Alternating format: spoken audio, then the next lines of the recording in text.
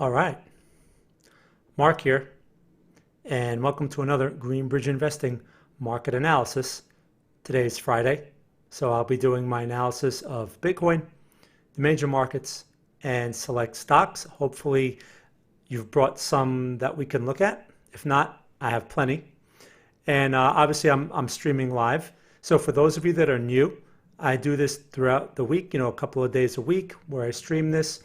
But I don't share trade ideas on these videos, just to be clear. Those are shared in our chat room and by text and by email. This is where we can review them and also review other potential ideas, but the actual ideas are for our subscribers. Okay, so anyway, thank you for watching, and let's get this going. So this is for educational purposes only. For investment advice, please consult a licensed investment advisor. Now, let's begin with Bitcoin. So today's Friday, right? And we're closing out the week. And that's why it's important to do these to, just to see how the market is playing out so we can get some clues as to how next week, what kind of action we can see next week and if there are any opportunities. By the way, if you have any questions, please feel free to ask while I'm doing this and I will do my best to address the question fully. If not, I will follow up in the chat room. All right, so now Bitcoin. What did we do earlier in the week? Hey, Sean, thanks for joining us. So great, we'll get into that. So earlier in the week, we had this move, right, on Bitcoin where we had this inside bar. Andrew actually sent out an idea, a very aggressive swing trade idea, which we did not take. Okay, and we were very clear about that, but we gave the choice to our members and said, hey, if this is within your risk profile and you want to take this inside bar break long, by all means. But remember, the risk is very high. Why? Because the potential reward for one is not really attractive compared to the risk you have to take based on these support levels, right? The thing is, we were going right into this resistance zone, which has proven itself a number of times, dating back to, going back to February and even going back further to November. So the 95.64 to 10.168 resistance zone. And here we are again, selling activity. This should not be a surprise. We have a resistance zone in here, which has not been cleared. So now what? Well, if you took that long, I hope you at least partialed some of it out. I hope you locked in some profit. Is this a sell signal? No, not yet. Is this a place to get short? We don't short Bitcoin, so it doesn't matter for us if it is a place to go short or not. What we are looking for is the next buy signal. And this location is not exactly the best place for such a signal. All right, the locations we're looking for around 8,500, maybe even if we get a higher low, around like this 90 and a half area, maybe something like that. Just some sort of pullback where we can measure our risk better than what we had back here. 8,500 would be ideal, or a failed low around this 79 area. What is that? Oh, I'm sorry, 76 area, 76.95 around there. If we can get a test of that and a buy trigger, a buy setup, that would be ideal because great location. All right, and the trend at that point would still be bullish, although you're going to get a lot of bears that come out. If you get that type of pullback, you're going to get a lot of bears coming out saying that, this thing's going back to zero. You saw that occur when we had this little pullback here. All the bears are getting all excited. This structure is bullish, all right? And as long as this 76.95 stays intact, the structure is bullish. And when price closes below that, then we'll change our perspective, right? That's the market telling us to change, no one else. All right, so that's Bitcoin. Let me see, I got a question. John Carlo, hey, have you heard you don't say Bitcoin a few times? What is the reason? Okay, good question, John Carlo. That's just not part of our swing trade strategy. We don't short any of these things because it requires leverage to short these, and we're not going to open up a leveraged account with BitMEX or anything like that in order to get short. On top of that, there's no regulation in this market. People don't seem to understand how important that is. Not too long ago, maybe about a year and a half ago, there was a situation where there was a massive, I believe it was a short squeeze in Bitcoin. There was a move, and one of the exchanges chose to do something called a clawback. And that meant that they broke the trade and they just basically got their money back because they can do that.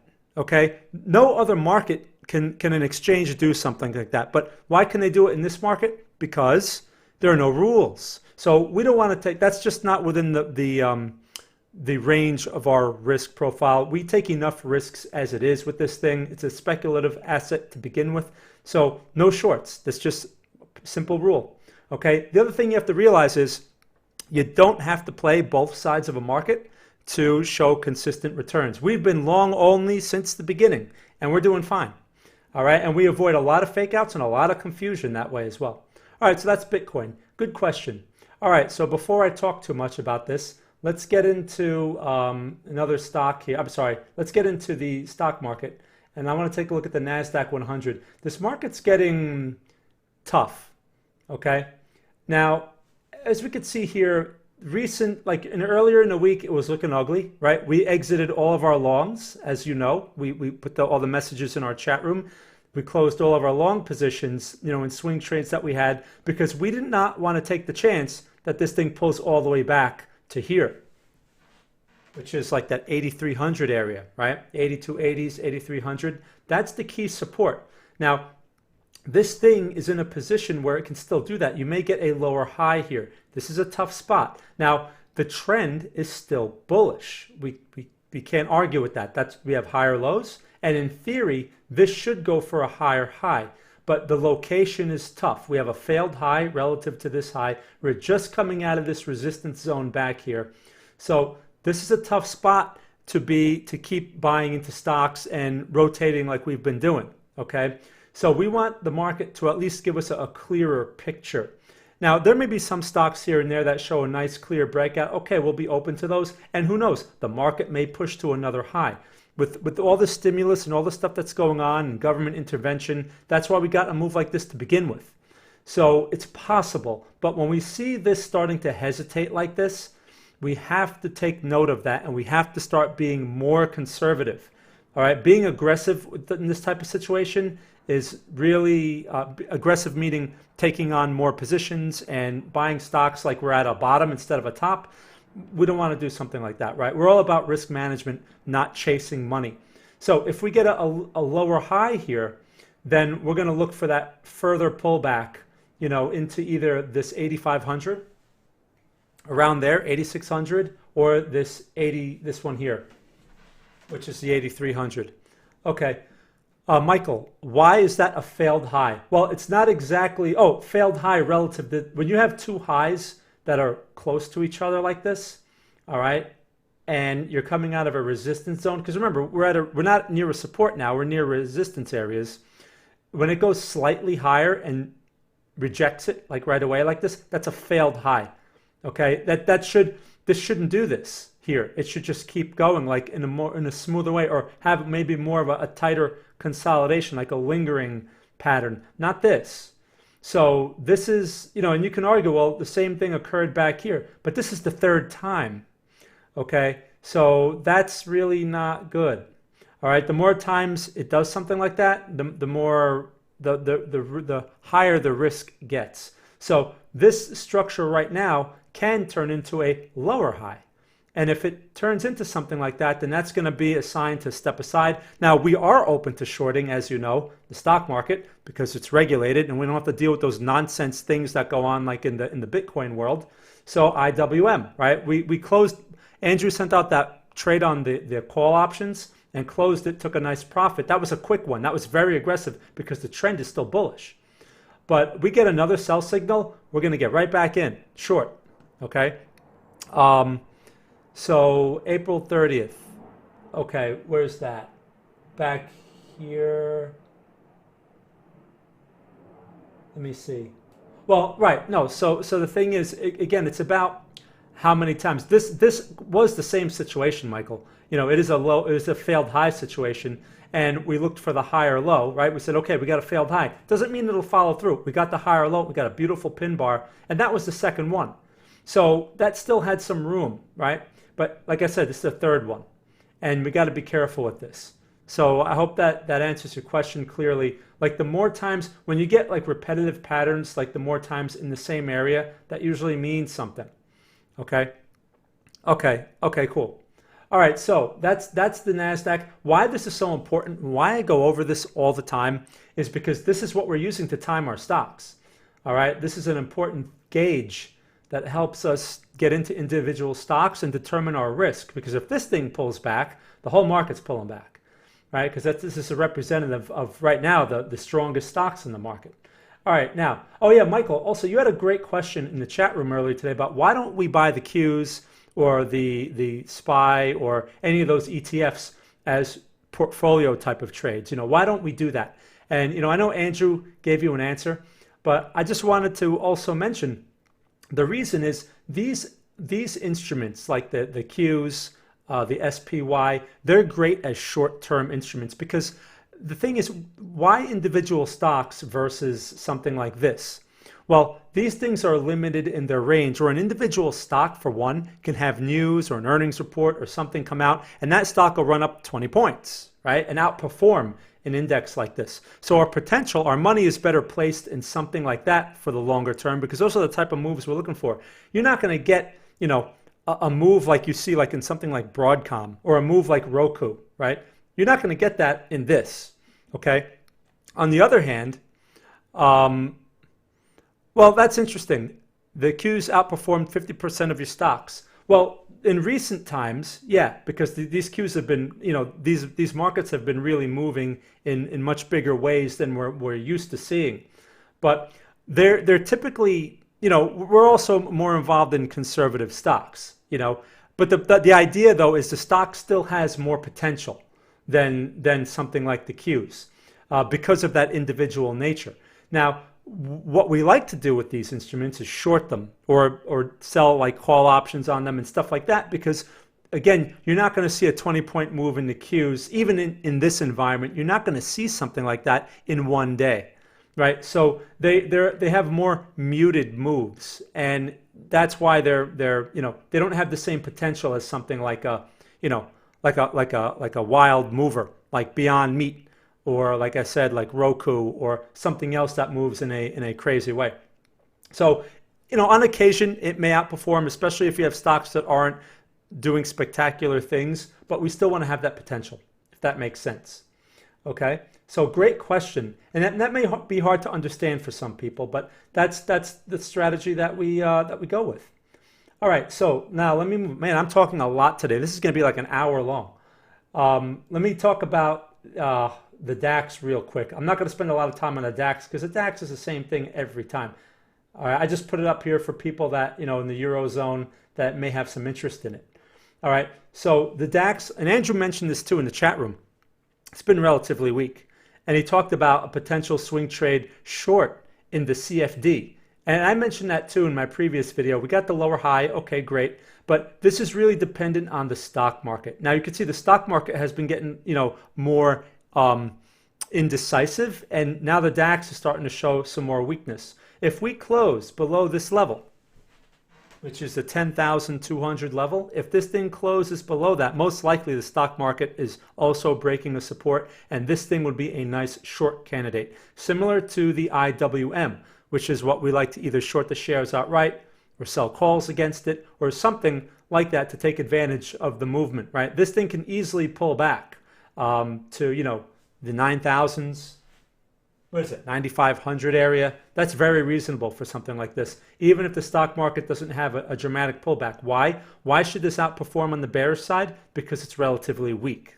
Okay, this is nowhere near the stock market. You know, the Nasdaq is like way up here, relatively speaking, and this thing is like, you know, didn't even get halfway. So that's a short candidate. If you have any European denominated assets, keep that in mind. All right, you close below that, you probably should be out, you know, waiting for a new opportunity to get back in for the bigger picture. And if it fakes out and turns around, hey, you know, you can always get back into stuff. So don't worry about that. This is all about risk, not missing out. All right, let's take a look now at the oil situation. Again, if you have any questions, you know, please share in the chat. Let me see, Sean, you're right. Sean, you want to talk about gold. Right, okay, and yeah, so let me get into oil. Well, I'm going to get into gold as well. So let me start with oil. Oil started to have a move, Okay, oil's been tough because of all of its all the drama that's been going on. Now, again, I've been showing this chart, okay, the Owanda chart, which is probably not the best chart to use because most people don't see this chart. All right, I just like it for its clarity. But, you know, we took out this $20 area, right, these inside bars, and now we have a breakout. Thing is, if we didn't call this because, you know, it wasn't like there's just other things going on, and we can't take everything. That's the other thing. You know, we also have a responsibility to our members. And if we call like 50 trades, you know, we have to realize that if people get caught up in all these things and everything turns at the same time, it can put people in a tough position. So we have to be selective. Even if we get a lot of signals, we have to pick the, you know, some signals are going to be better than others, and we have to use our discretion for that. And, you know, that's why you're not going to see us call 10 trades in a week, because it's just not a good idea. Okay. Yeah, but that's a breakout, Giancarlo, and we've been expecting that. And I'm going to talk about that. But oil has been tough, right? And we've been wanting to buy oil, but we've been waiting for a pullback, and oil just never gave it to us. Now, I'm going to show you the other chart on oil, the chart that you most likely see, because most brokers show this chart. Okay. Now, is this the chart? WTI, hold on. Or is it USD? WTI, is that the one? Yeah, that's the one. This is the one that most brokers are going to show you. Like if you have Forex.com or FX Choice or whoever, they're showing this chart, right? And you have a similar consolidation breakout here, different numbers, but same structure. All right, it took out that $28 level that we've been talking about, it barely, right? And now we're starting to push higher. The problem here with oil is this: buying it right now puts you in a vulnerable position, right? Because what if it fakes out, especially going into a Friday, you know, Friday, Saturday, Sunday, anything can happen, anything can change between now and Sunday night. So it's a very vulnerable position. Same reason why we try to avoid a lot of Forex pairs going into like a Friday, all right? We'd rather look for the continuation on a Monday or Tuesday. Forex has been very tough, and we're going to get into that here too when I go over the euro. But that's the thing with oil. So for us, we'd prefer the pullback. There's plenty of room for this thing to pull back and give us, you know, some sort of support around the lower 20s in this case, or in that Owanda chart around that 15 or maybe 18 level. We'll get the pullback. We just have to be patient. Just like Bitcoin going into that resistance. We didn't want to chase into that, right? There'll be more opportunities, so we just wait, okay? And if oil just keeps going without us, well, it's okay. You know, we miss it. There's plenty of other things going on, you know, in other markets. So that's the plan with oil. The key lesson here is do not chase it. Okay, now let me see here. So that's oil. All right, now let's take a look at gold. And let me see. Yes, okay. Yeah, we're going to take a look at gold now. And then Carlos. All right, okay. Thanks, Carlos. Okay, so let's take a look here. Here's gold. Now, you know, we compare oil to gold and we say, well, you know, gold is doing the same thing. Well, gold was actually, we've talked about this many times. Okay, Bella, sure, I'll get to that in a second. So we talked about this many times, right? And this is what we talked about. I talked about this in recent analysis. Andrew shows a very similar chart often. We talk about this.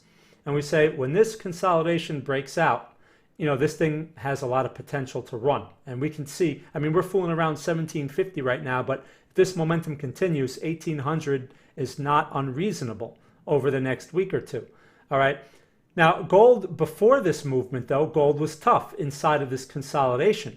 All right. You could have bought some, goes 20 points against you. You're like, what is this garbage? I thought gold was strong, you know, and then it pulls, you buy it up here, it pulls back again, and you're like, this thing sucks. But that's just consolidation. That's just noise. And now we have the breakout. So I know we had a GDX trade, which reached, I believe, its second target, Andrew was mentioning. So that took advantage of this move. It's just this structure, this triangle, this type of symmetrical triangle, these are typically continuation patterns. And the trend on gold is bullish. So a bullish breakout has a high probability, and that's it. Now, the thing is now, you can't do anything with it now.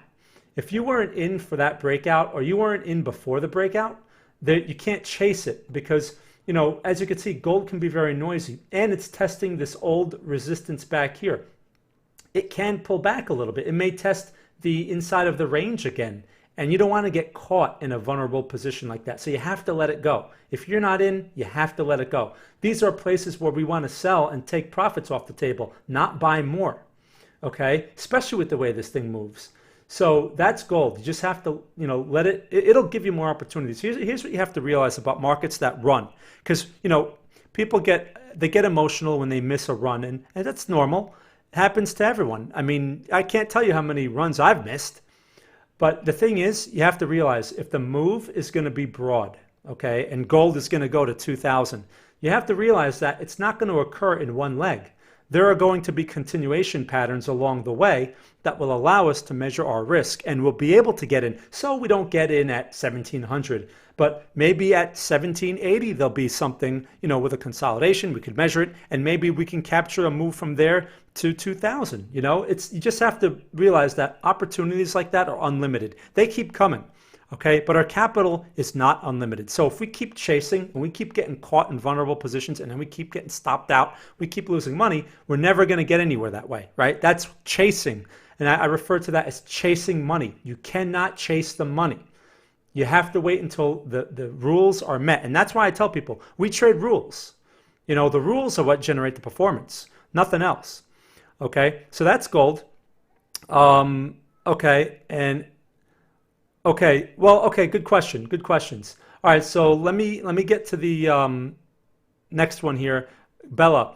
So you're talking about those stocks. Here's the thing.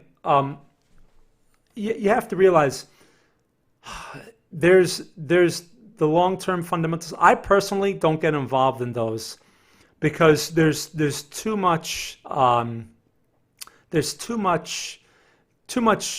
things going on. Too much hype, too much drama, and I prefer, you know, in the long term, if they have good fundamentals, just like some of these other companies, as long as they have good fundamentals and you're willing to ride out the adverse movements, which can be hard at times, then okay. But if you don't feel like dealing with, if you don't have the patience for that, like I don't, I just don't get involved at all. So, I mean, I don't know if that's a good answer to your question, but usually for long-term trades, what I prefer, though, is I prefer buying near lows and getting low prices. If I'm going to take pain, man, I want cheap prices to begin with. I hate buying a high, like I bought like some of these cannabis stocks. I know they're not the greatest comparison, but, you know, I'm still in a couple of them, and they're horrible, okay? And I bought them actually I got filled on options. I got filled, I had some naked puts. They delivered the stock to me. I held on, and, you know, it was just not a good idea. So next time it's like, you know what, you're better off just waiting for the lows to be put in, and then for some nice, clear, solid structure to take those longer term, but nearer a low than a high, if that makes sense. Okay. Now, okay, so now let me get into the next one here, oil. So you bought oil, and now look again. So that's a good question. That's up to you. You have to use some discretion. Now, oil. Yeah, I saw that, Giancarlo, and I wanted to talk about that. In fact, that's the next stock I want to talk about. But just to, and I'm going to talk about the euro too. I got to get the euro in here, man. I'm all over the place. So let me just answer this question about oil real quick, and then I'm going to put the euro. Let me just get the euro chart up here while I'm going to answer that question. So the thing is, with oil, you have to understand the risk that you're taking. So, you know, some random piece of news can come out tonight, tomorrow, Sunday, and completely can change that oil chart. But based on the chart, though, okay, the chart itself, there's no question it's strong, and it looks like it's closing on a strong note. So I'll tell you what, like the best thing to usually do is to take maybe take something off the table. I don't know what kind of size you have on that, but maybe you take a partial profit, try to let it run because it's closing strong. Now, if you were facing a reversal, Like if oil was giving you a bearish pin bar, I'd say just get out, take your money and get out. But it's closing strong, which means the momentum is in your favor. And that, in theory, if there's nothing to knock the wind out of it, if there's no adverse news, then it should continue, okay, until there's a clear sign that there's selling pressure. So that's what you have to weigh. Typically, what I would do in that situation is take some profit and then let it run, because that's the ideal thing to do, is to let your winners run. If it's a winner, let it run. You know, keep your stop in place, let that thing run. As long as your stop is in place, your risk is somewhat controlled, and now you're still open to whatever the market wants to pay. Okay, if that makes sense. So you do have to use your discretion in that situation. I wouldn't, you know, there's no reason to close out the entire position because it's closing on or it may be even closed on a strong note. Okay, if that makes sense. Okay, so let me talk about the euro, and then I'm going to get into ACB. And if I didn't fully answer your question, just please ask me a follow-up question. I want to make sure that you leave here with a good answer and good perspective. Okay. Okay, so let's talk about here. Okay, great. The euro. Now this euro has been a pain.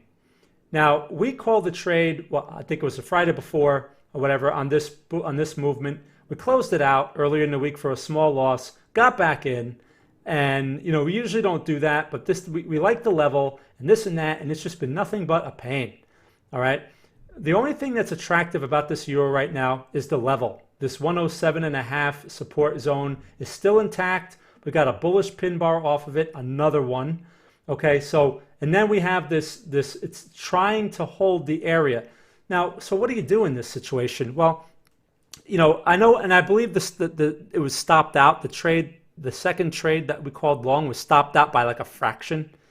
Okay, and that's a pain. That happens, especially with Forex. Forex is very annoying that way, especially like, what makes the euro difficult right now is, as you can see, this is a consolidation like gold. There's no trend here. And that means you're going to be dealing with a lot of noise. And it's very hard. We like to make judgments based on trend, like maybe you're using like an oscillator or something, and the oscillator or the moving average will say, oh, you know, it's bearish right now. Oh, it's bullish. But the reality is there's no trend. And that oscillator will be useless in a situation like this because the market is just stuck here and it needs to break. So, well, yeah, it looks that way. If we zoom out, it looks that way. And here's the thing with that, Michael, because we have no trend, you know, it doesn't carry the same weight as it would if we were in some sort of trend. So it needs to make a decision. It needs to choose, and it needs to break out of this consolidation, right? And the consolidation is defined by this 105.5 and this level here, which is like 109.60, whatever. We could just say 109.5 just to abbreviate it. But it needs to break out one way or the other. Now, what do you do in range-bound situations? Well, buying near range lows is usually a good idea, and that's what we've been trying to do. And selling near range highs is usually a good idea until it breaks out. And we don't know when it's going to break out. That's usually random. So you can't sit here and put an order in advance and say, oh, I'm just going to sell the range high and I'm going to make money. You can't do that because that may be the one time it breaks out, right? Or buy the range low with a limit order and say, oh, I'm just going to wait till they fill me and I'm just going to make money. It may break, and that may be the bearish breakout, okay? Either way. So again, what do we do in this situation? We have to wait for another buy signal. We're not going to take another trade going into a Friday, Saturday, maybe Sunday into Monday or Monday into Tuesday. Maybe we'll get something here. The area is still attractive in terms of a long trade.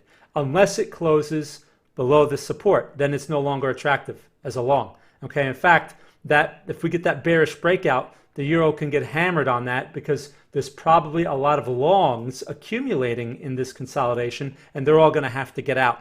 Very similar to a short squeeze, just the opposite. Okay? Yeah, John Carlo, and that's because of the US dollar. And, you know, so it's a tough environment, and why we need to be more selective with these Forex trades. Otherwise, we're just going to keep getting caught in the noise, you know, and that's not what we're here to do.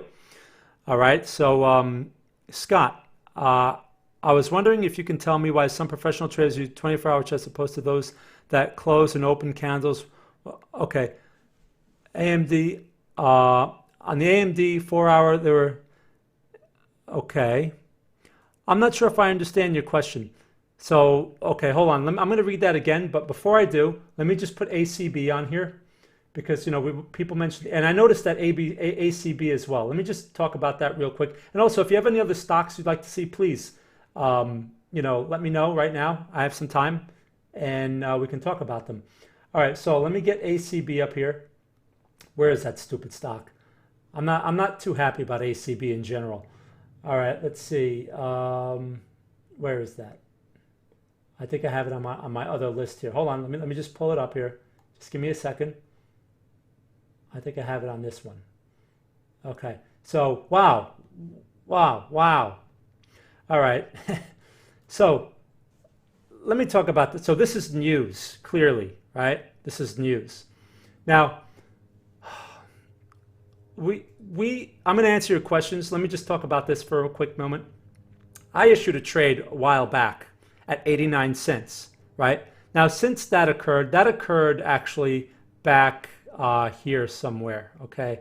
Back around here, around this higher low. Now, why are we at, you know, over $10 right now? Well, there was for those of you who know, there was a reverse split 12-to-1, which occurred around here somewhere. And thing went from like 70 cents, then it went to like $7, right? That was for every share you had, or for every share, whatever, they reduced it, right? It went 12-to-1. So you got for every 12, you got one share. So like if you had, you know, if you had 120 shares or whatever, then, you know, you got for every 12, they gave you one. So you should have like, you know, for 120 shares, you'd have like 10 shares or something like that. Does that make sense? I think I got that right. Anyway, it's confusing. But the point is, they did that so they weren't going to be delisted from the exchange. Now, usually when a company does something like that, that's really not a good thing. At that point, I was saying like, you know what, this thing sucks. It went to like 650. Get out of it. But what I said before that was, this thing is the type of stock that can have some news that comes out of nowhere, and you get this. Okay, this is random news, and a chart will not help you take advantage of something like this. So I don't know if you've all exited the position. I hope you stayed in it, but you know, if not, it's these are a pain. But that's what you're holding for, is that random news, because the chart did not help us at all with this. The chart was horrible, and then here you go, lottery ticket. So keep in mind, this is random. You can go back and try to figure out, oh, you know, how could I have gotten into? No, there's just random news. Only insiders know about stuff like this. The CEO knows stuff like this, and he tells his friends. And that's who gets to take advantage of this, even though, yes, that's illegal. You know, as long as you don't get caught, that's who takes advantage of something like that. And they do it all the time. So you can't sit there and feel bad if you're not in it. You just have to, you know, if there's going to be some bullish momentum, we have to look for a continuation pattern. Although I probably won't go after ACB. Again, I'll probably go after CGC, which is a much better fundamentally. Yeah, and you know, I got out of mine too. It's because it was just complete garbage. You know, breaking 650 was complete garbage. But there you go, right? All we had to wait was like another couple of days. That's typical of these things. If you stayed in, you just gained 50 cents on the buy stop. Okay, Michael. Well, I hope some people are still in it. But, you know, for our record, I believe this trade is stopped out. The lesson to be learned is you can't feel bad. You cannot beat yourself up over something like this. But this is what we were waiting for. This was the idea, the random news event. Okay, so anyway, interesting. So if there's a trade signal in this, like I said, I'm probably not going to go after this, but I'll mention it if I see something, okay? And maybe there'll be another opportunity for those who want to take it to get back in. All right, now, let me see some other questions I had here. Okay, so that question from Scott, this is a very good question. If you could tell me why some professional traders use 24-hour charts as opposed to those that close and open candles with the market. Recently, with AMD and the 4-hour chart, there are different support lines if you include out of market hour candles as opposed to a traditional market chart. Okay, so it all depends, Scott. It all depends on your strategy. Okay, we have a swing trade strategy that we use, and it's highly dependent on the bigger picture, like daily candles, even though there are going to be more signals on a 4-hour chart or maybe even an 8-hour chart. I mean, let me pull up AMD here, since that's the stock that you referenced. And it's going to be strategy dependent. People get very confused by this. Do I have AMD here? No.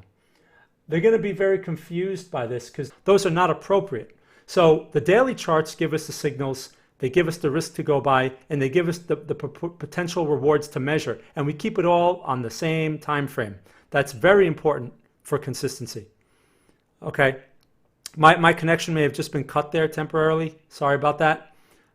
My ISP doesn't like when I broadcast for longer periods of time. Okay, so I hope that answers your question. Okay, Bella, I think it was a good decision. Right, Bella. I mean, that's the thing with ACB. Yeah. Okay, so Scott, so some traders use charts that show candles from 9 a.m. to 5 p.m. Others use charts that show out of hours. Okay, all right, you know what? All right, so thank you for clarifying the question. You know, again, it depends on the market. Also, for stocks only trade 8 hours, right? Their after hours price action is very irrelevant. There's no volume. It doesn't mean anything. Okay, so that's why, you know. But if you're looking at a futures market, if you're looking at a forex market, you know, like for example, when I look at the Nasdaq, for example, I use the CFD right here, the NSX. You know, I'm looking here at a daily chart, and I'm looking at 24-hour candles, right? I like to see that there's no open and close, like there's no market open and market close. I just know that each day is about 8 hours, and that's all I need to know, right? So it's a nice, clean, and concise chart. But if I was looking at a stock chart with something like this, it's going to be, you know, I mean, and stock charts, again, will give me a same nice, clean situation because they're 24 hours. If I pull up a stock, like on a 4-hour chart, you know, like here, I could type in. Let me go to a stock chart. Let me go back to AMD real quick, right? And let me pull up a 4-hour chart here. These are, where's my here? This is a daily chart. Now, if I go to 4 hours, which is 480 minutes, right? I'm sorry, that's months. No, 480. There we go. 8-hour chart. I'm sorry, that's an 8 hour, so 240. I've been broadcasting for too long. I can't think straight. All right. So look, I mean, it's going to give me a different looking type of chart. It's not going to be as orderly. There's going to be gaps all over the place, right? Because it's. I mean, I guess you could say 2 bars represents 1 market day, but I just prefer to see it all combined and consolidated into 1 candle.